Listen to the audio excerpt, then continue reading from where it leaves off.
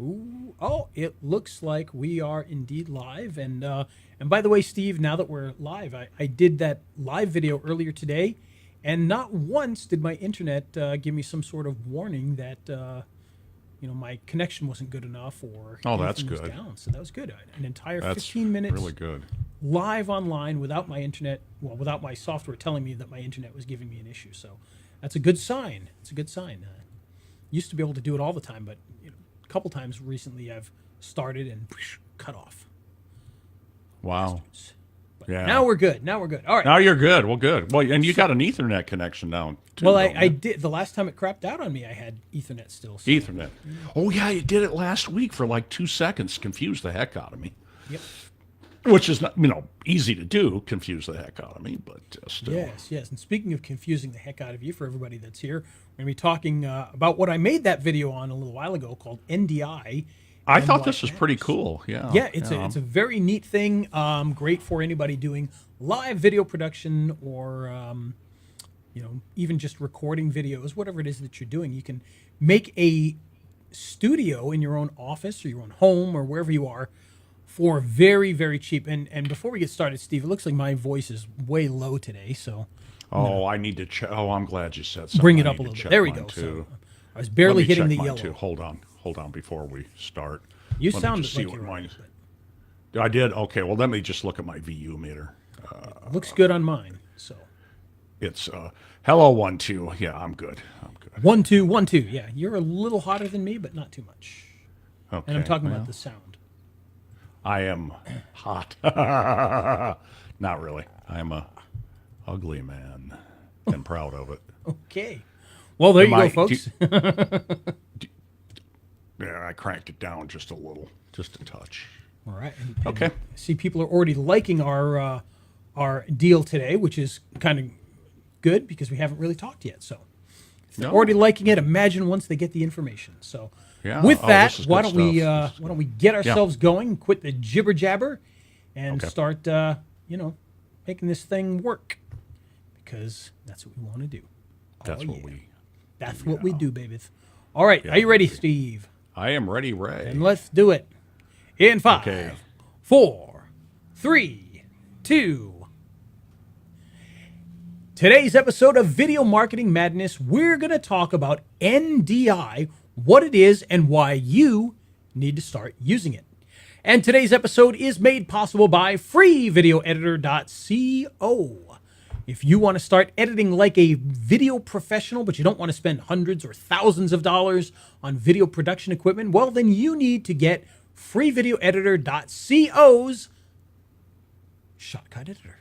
Totally free! You get not only the Shotcut Video Editor with all of the tools that you need in order to edit like a pro, but we throw in a lot of extra goodies so that you can do some fun stuff while you're doing your editing. And you can get that now by heading on over to freevideoeditor.co and leave off the last M for Mothman. Mothman, because it's Halloween, right? You get that? Ooh. And we still didn't check on our little thing on the I know bottom we of still the don't box, have the crawl. Well, the crawl is not there because the RSS feed's not working still, and we haven't figured it out. But anyway, who cares? Let's just play that music and get this going. Let's hit it. He's Ray the video guy, yeah, Ray the video guy. His skill is where it's at, even if he's a little fat. He's filled with video expertise and has so much knowledge that you need. His YouTube ninja tricks can make your marketing so sick. He's Ray the video guy, yeah, Ray the video guy. There was a slide that said skills and why it matters. I thought That's I was Napoleon Dynamite for a second, and it's I got skills. It's the radio show about video marketing madness with Ray the video guy, and I'm Steve Sleeper on the Show podcast network. We got a Facebook page, and I need help with that Facebook page. No one notices, but we do have one. Yeah, we do have one, so head on over there because no one notices it, and I need somebody to notice it. We got a Twitter. We got a Twitter. Even I don't notice that one, but yes. Yeah. We get some people noticing it, but not many. So head on over there. And what else? We're on Apple Podcast and Stitcher and YouTube and other places. Everywhere else. Other podcatchers. Yes, Facebook wherever Live. wherever you Yeah. get your podcasts, including Apple, iTunes podcasts, and whatever else. Google Play and Stitcher your and I local don't know what CVS and Walgreens and Yeah. Dwayne Walmart. Reed. Dwayne Reed. So that's a joke for all you radio fans because everything's always at Dwayne Reed, but I've never seen one in my life. Everything I that's saw on him in the New website. York. At Dwayne Reed. New York CVS, City. Dwayne Reed. So, yes, you can get your podcast anywhere that you get your podcasts currently. So we are right up there, recommended with every other podcast that you could think of that's good because we're good. We're good at what we do. Dang it. Dang it. Download it. I'm smart enough and I'm good enough and smart enough, people, and dag nabbit, I have to resign from the Senate for harassing women. Yeah. So, Yeah. Dag Sorry, nabbit, people Stuart. don't like me. yeah, dag nabbit, Oh, that's people right. don't like me yeah, anymore, yeah. Stuart. Okay, I get the joke now. Yeah. Stuart Smalley. All right. Well, today, Steve, we're going to talk about something that, as we popped up on the screen earlier, we'll pop it up here again, NDI and why it matters. Now, you may be thinking to yourself, self? So What in the world is NDI and why does it matter? Well, that's It's a what we're going drug. to teach you right now. See, NDI is a great new, well, I keep saying new. It's really not very new, to be perfectly honest. It's what it is it's a protocol that allows you to use wireless cameras and other video equipment when you're making productions. So it's created by a company called NewTek. Now, if you're not familiar with NewTek, NewTek is a video production company that's been around for, my goodness, for a long time. And they have created everything from the video toaster. Steve, are you familiar with the video toaster at all? I remember the video toaster. Sure. The video toaster is, boy, I'll tell you, that is the product that got me started. Oh. And when I say got me started, is back when I was in high school, is when the toaster kind of first came out. In fact, I remember that because we had a brand new video production, it wasn't really a course. It was more like a club type. I don't even know if you'd call it a club, but in any case, it was a group and we produced videos. We did the school news. We started doing a lot of that stuff back in the days when it wasn't easy to do that kind of stuff. We're talking about back in about 1990 to 92 because I graduated in 92. And we started to integrate computers in with the video production, and all of this was happening all at once. And I remember I was a big user of the Commodore Amiga. I used it for everything, and it was just an amazing graphics machine at the time when graphics were almost unheard of. And NewTek they used to be, and I'm trying to find out because I'm trying to remember the name of it, but NewTek used to be called something else before it was NewTek, and I'm trying to remember the name of the company, and I can't find the information on it here, but they started off creating a graphics tool that it was called, oh boy, there was Deluxe Paint, it was DigiPaint, DIGI Paint. Okay. Yeah. And it was a program that allowed you to do all sorts of graphics and design. It allowed you to screen capture, so you could actually capture an image off of a TV, which was really cool. And, that was kind of unheard of. Now you kind of laugh at something like that, but a little screen capture tool, that was something that was unheard of back then. And it allowed you to do that, bring it in, and you could edit it and, add titles and different things to this image. And so that was a very popular program. And then they came out with this new thing called the video toaster. And the video toaster was the first, and I know some of the avid people might say, nuh-uh, but really it was pretty much the first video production in a box tool where you could use a computer and you could, edit video, you could add graphics, you could add titles, you could do all the things that we take for granted now, back in a day when that was just unheard of. The term nonlinear editing didn't even exist yet. And the original toaster didn't even do nonlinear editing. It actually still used VCRs. So you had, you still used two tape decks and would control them to do your editing. So you'd, source A, source B, that kind of a thing. So there was no actual digitizing of footage into the computer at that time. It was all done through tape-to-tape based editing, but you used all these effects. And if you're not familiar with the video toaster, think back to What was the name of oh gosh, what was that TV show with Tim Allen back in the old days? Tool Time. No, not Tool. That was his show, but That was his show. The actual show, I can't think of the name of it now. But anyway, it was the one that I had can't Tool either. Time on it. But if you remember, that show used to have these weird transitions, like a ladder smashing through the screen to get to the next thing. That was all done with the video toaster. That's what that was known for, was these kind of campy, different transition things. Like a lot of them were like a girl reaching up and pulling down a screen and sheep falling from the sky, etc. And you remember some of that, Steve? Home Improvement. Home Improvement. That was the Googled show. it. Yes, thank Yeah. you. So Home Improvement, Yeah, they used a lot of the video toaster effects. I had some friends that owned a video production house, so I've always been really interested in that. And every time they would get something new, they'd bring me in to let me look at it. And so, they had, I remember when they had the 3/4 inch tape, and it was really kind of a mechanical process of doing everything. They also had 35 millimeter film flatbed, which I just was fascinated by for editing. And when they got video toaster, my mind was blown. Oh yeah, absolutely. And I remember they had, in fact, oddly enough, having nothing to do with talking about new tech and NDI and all this. I was actually looking up the old video toaster demo tape from when it first came out the other day and watching it the other day, and I shared it on Facebook. But I remember in high school around 1990 bringing that tape to school and being, oh, you guys think your computer's cool? Check this out, and pop it in there. And they're like, oh my gosh, I can't believe all these things. They had three, because the other thing is NewTek was the creators of Lightwave 3D. So that was one of the first real production 3D programs for making the high-tech 3D stuff. If you remember Babylon 5, that was all done with Lightwave and whatnot. It would take, it would take me about 2 days to render out, my name flying across the screen back in those days. But very, very cool stuff to be able to take your, the letters of your name and make them shiny and metal and fly through the screen. But it would take literally 2 days of rendering sometimes to do some of these things. Back in the 80s, beginning of the 80s, I worked for an art studio that had a 35 millimeter camera mounted on a pole. And they would do it with that, and they'd make slides and stuff, and then they could program it to run, and it'd go,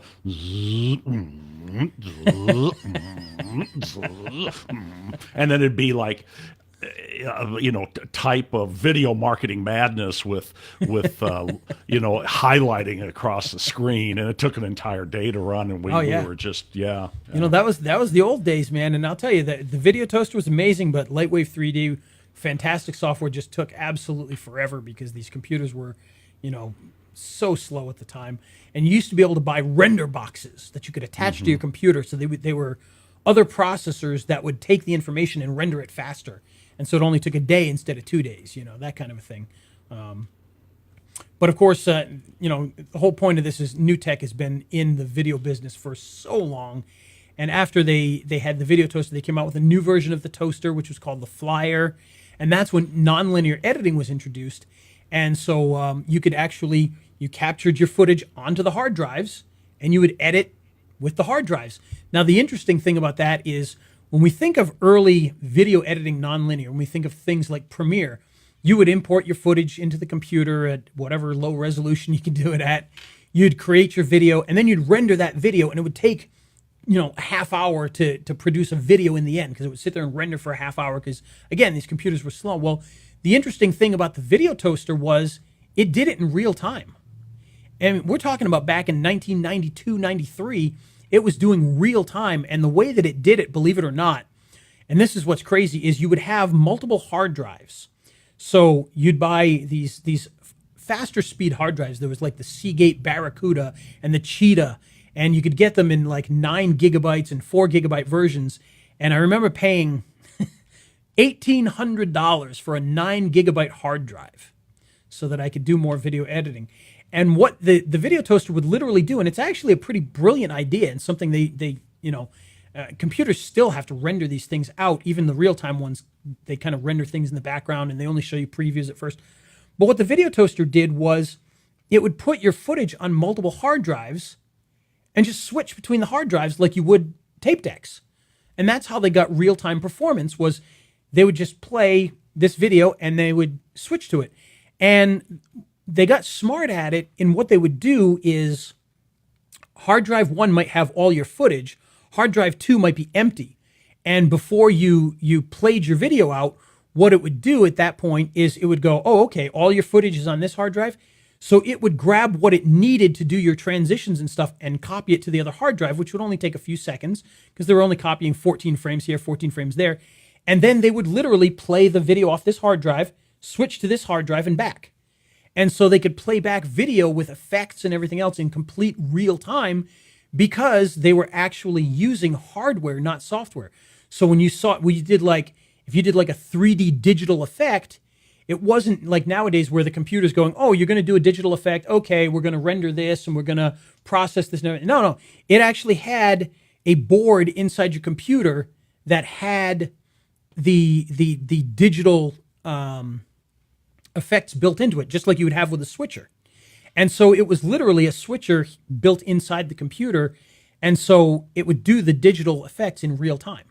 And it would actually, just like if you were using a hand switcher, a powered switcher on your desktop, it would do these things in real time. And so it was very smart.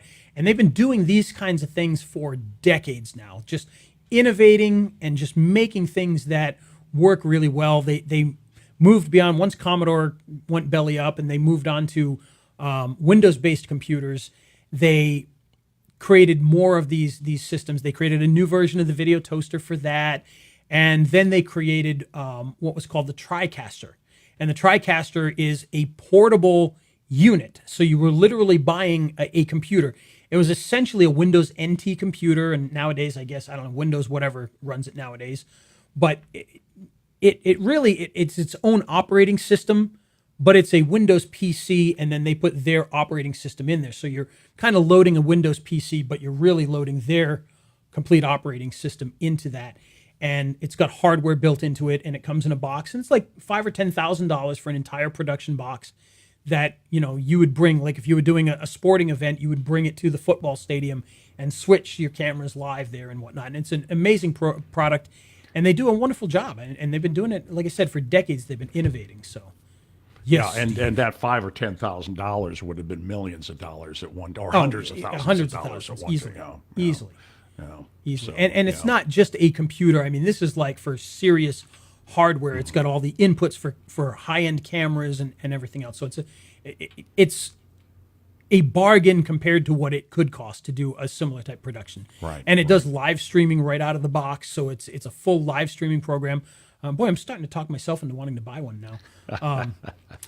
Live green screening. So it's very high-end, real-time green screening with just built into it, just amazing studios. So we're not talking about, when I do my green screen studios nowadays, it's me in front of the green screen and some Photoshop layers in the background.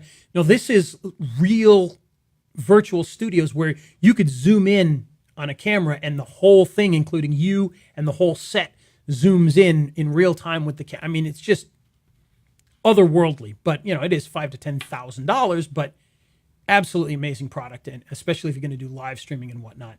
Now, obviously, we're doing live streaming right now, so it can be done in software and it can be done very well. But for portable, high-end production, it's just an amazing system. And all of this being said, we're 20 minutes into the show, just talking about the history of new tech here, because I want to express how influential this company is when it comes to video production. And the new thing that they've introduced, it's not that new, it's been around for a little while, is what they call NDI. And what NDI is it's a network interface. So it's a network device interface, NDI, and it allows you to connect cameras and monitors and switchers and all of these different things wirelessly without all the problems that you would normally have doing this. Now, what do I mean by problems? Well, for instance, there's a lot of protocols out there that will allow you to use remotely your phone and transmit what you're seeing on your phone's camera to your computer. But usually there's like a big delay. The quality's not good. The quality breaks down a lot. What NDI does is it provides you the opportunity to connect these devices wirelessly in real time without the delays. So you're not going to have, for instance, one system that I had been testing out it was literally a 3 to 4 second delay most of the time. So if I snap my fingers in front of the camera, it would be 4 seconds, 3 seconds before it would show up on the screen. That's unusable in many situations. That's like, the old days of watching somebody reporting live from Iran, and the newscaster has to sit there and wait for the person to answer for 4 or 5 seconds. I mean, it's that bad. But with NDI, we lose this latency and we lose the low quality video, and it really does a great job of transmitting in real time the data from things like a cell phone. So you could literally build a studio and use a bunch of old iPhones or iPads as your studio cameras. And, obviously a $30,000 studio camera is not the same thing as an iPhone or an iPad, but for live streaming production like we're doing here, we're not using $30,000 cameras, and we look, as good as CNN would look, I suppose, as far as the presentation, So you could do that now with your phones and your iPads and use those as camera sources. And think about how much money that would save versus going out and buying studio cameras or even high-end web cameras. Because quite honestly, I know if I go back to my house right now and I walk into the bedroom and I go to my wife's nightstand and I open up one of the drawers there, I guarantee there's 3 or 4 older iPhones in there that are no longer being used. And by older, I'm talking like, 6s, 7s, and 8s, not, the original iPhones or anything. And I guarantee there's a couple of them there. And I know we've got a couple of iPads that aren't being used. In fact, I've got one right here that isn't really being used that could be turned into a camera for that. And so you could literally set up, 4 and 5 camera studios with just old iPhones that you have sitting around, or old Android phones or iPads, whatever it is that you have. And it works very well. Now, the way that this works is you do have to have 2 things. You have to have a computer that has NDI software in it to be able to use that as a source. Now, I believe that interface software is free. I don't think it costs anything to do that. You just go to, for instance, go to newtek/NDI. You can go in there and you can kind of see some of the tools that you can download. If you want to be able to do this on something like OBS, if you search OBS NDI, they'll tell you what software to download and use on your computer, on your Mac or your PC, so that you can use NDI sources as cameras inside of OBS. Now, we use a program called mimoLive, and mimoLive has NDI built into it. So all I had to do was download an app for my phone that is an NDI camera. And this software, mimoLive, will instantly recognize, boom, okay, there's an NDI source here. And it'll allow you to switch to that. So we could have, and I forget the number. It's a pretty good number. I think it's like 12 cameras or 9 or 12 cameras, phones, NDI sources that you could attach up and use. So it's not stingy by any means. And I'm not sure who needs 9 or 12 cameras, but if you did, you could do that. And the great thing about NDI is it's not just a wireless system either. So, for instance, if you wanted to have something that's a little more stable, you want to make sure that things were connected, you can actually connect it wired through IP. So you'd use, IP wiring, network wiring to connect to these sources, and you'd be able to transmit that way because it sends all the information through IP instead of, through whatever,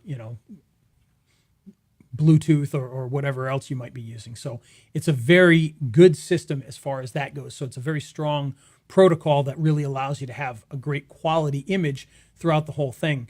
And I did a video earlier, as you saw, Steve, that showed NDI in action and whatnot, and you could see the camera worked real time and was latency free for the most part, and it just does a really nice job. And of course, again, you can do that through IP. You can do that through, using network wiring as well for a more stable connection.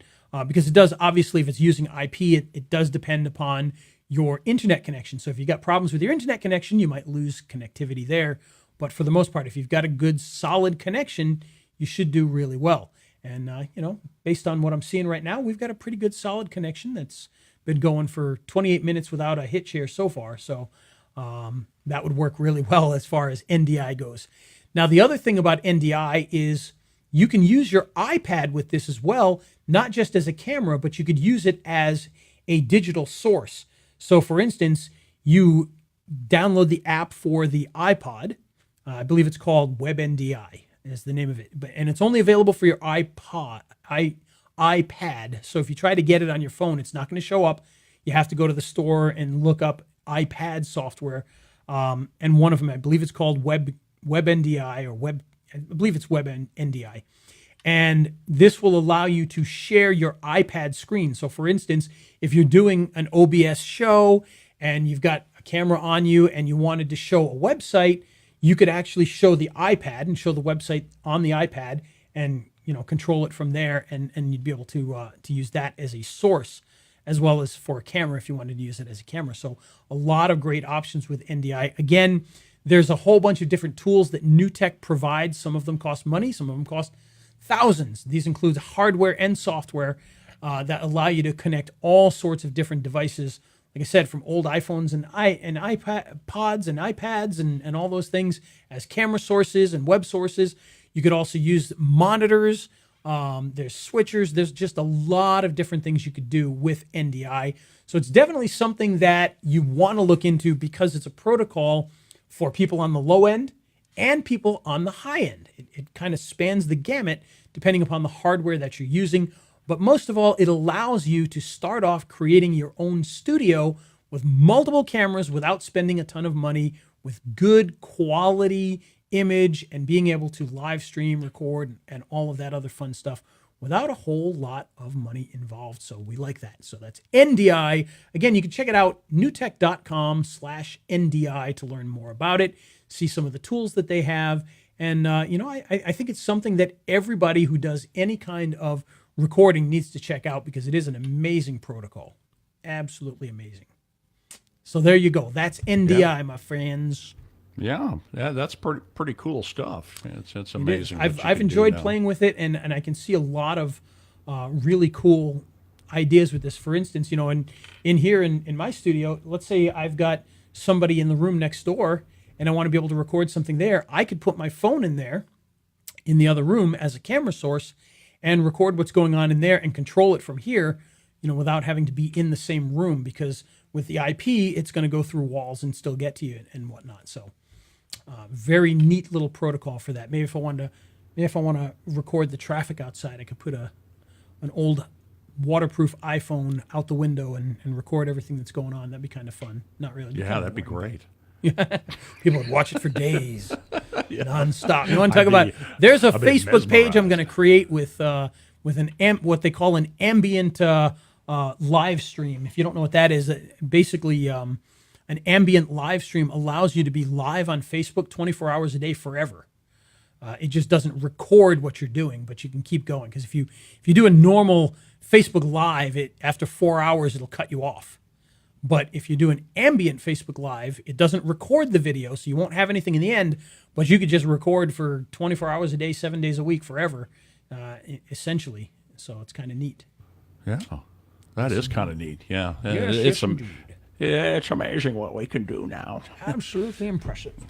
Yeah, well, good stuff, Ray. And I took some notes, so I'll get the show notes on the Facebook page and in the podcast and all that kind of stuff. And it's the radio show about video.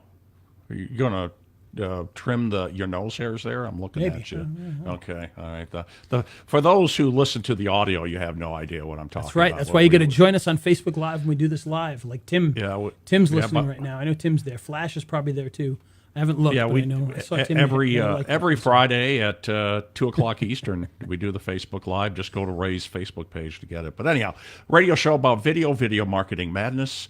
It's also on the Show podcast network and all your favorite podcatchers and Talk Much. And today's show made possible by freevideoeditor.co and NewTek NDI apparently. If you want to edit like a professional, well, then you need a professional video editing system. And unfortunately, most of the time, those can cost hundreds or even thousands of dollars. But right now, you can get a free version of this by heading on over to freevideoeditor.co. There you'll download the Shotcut Video Editor along with all the other goodies that we've added to the package. So head on over right now to freevideoeditor.co and grab it today. Leave off the last M for Monsters. Monsters. There you go. Did you get a lot of kids on Halloween? I estimated probably about 50 altogether. Yeah, I think that's about what we did. So, and they all came within about 15 minutes too. Yeah, and then that was it. That's It was about done. right.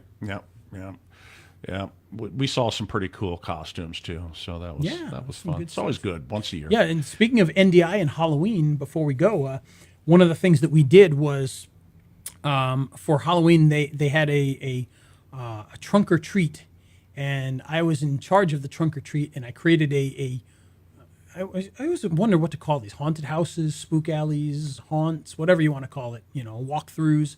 Oh yeah. And so what we did was we actually created a maze in this one room, and just turned the lights off for the most part. Just had a little bit of lighting. And a little bit of lighting was through flickering these light bulbs that flicker like candles. Yeah. And so we put those in one room, and in the next room we had an iPad watching what was going on.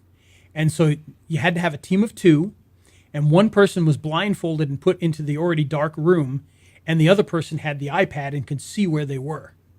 And so with the NDI, we were able to watch the room through the cameras, and the person in the other room had to tell the person how to get through the maze. And of course, as they're going through the maze, they're just getting somebody telling them what to do, but they're hearing spooky music and having things blown on them and touching them, and noises right in front of them to scare them. And it worked really well. We had numerous teenage level kids pulling off the things and crying and leaving. So that's a sign that we did a pretty good job with it. Yeah. Without having to do like demons and blood and all that kind of stuff too. So there's nothing like making teenage kids cry. I agree. That is a personal fun pastime for me. Triumph, personal triumph. Yes, that's what I consider success, is how many teenage level children will cry in my presence. So. Well, I don't have any teenagers at home, but the eldest grandson is just turned 13. So, yeah, I'll have to keep this one in mind. Yes, indeed. It was a bit of work, though. Yeah. I suppose. Sounds like a bit of fun, too. It was a bit of fun to watch, no doubt. Absolutely. Well, let's wrap it up with the Ray the Video Guy jingle as sung by Neil Young. As sung by Neil Young himself. That's right. right. Now, Steve, when I do this time, I want to make sure that as we do this, you got to hit the post.